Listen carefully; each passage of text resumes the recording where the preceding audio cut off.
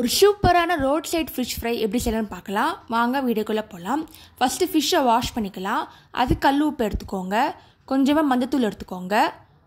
இப்போ மீன் எடுத்துக்கலாம். நான் காளான் மீன் வாங்கியிருக்கேன்.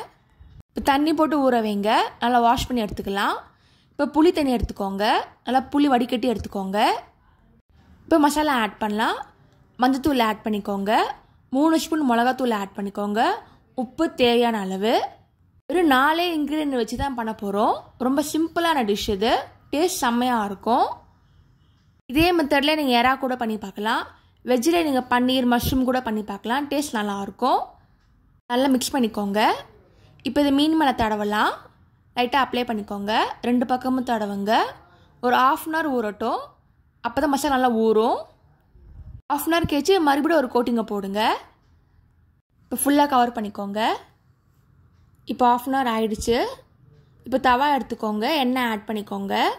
இப்போ ஒன்று ஒன்றா ப்ளேஸ் பண்ணிக்கோங்க, கேப் விட்டு வைங்க. அதுக்கு மேலே எக்ஸ்ட்ரா மசாலாவும் போடுங்க.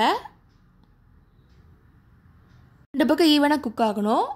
மீன் சீக்கிரமாக வெந்துடுங்க. நல்லா கொதிக்கட்டும். நல்லா ரோஸ்ட் ஆனதுக்கப்புறமா திருப்பி போடுங்க, அப்போ தான் மீன் போடாமல் வரும். திருப்பி போட்டுக்கலாம். நல்லா பிளாக் கலரில் வரணுங்க, அப்போ தான் நல்லா ரோஸ்ட் ஆகிருக்குன்னு அர்த்தம். இந்த மாதிரி வரணும். ஒரு சுவையான ஃபிஷ் ஃப்ரை ரெடி ஆகிடுச்சு. நீங்களும் ட்ரை பண்ணி பார்த்துட்டு எப்படி இருக்குன்னு சொல்லுங்கள். ஒரு சிம்பிள் வீடியோ யூடியூப் சேனல் போட்டிருக்கேன், அதையும் மறக்காமல் செக் பண்ணி பார்த்துக்கோங்க. தேங்க்ஸ் ஃபார் வாட்சிங். லைக் பண்ணுங்கள், ஷேர் பண்ணுங்கள், சப்ஸ்கிரைப் பண்ணுங்கள்.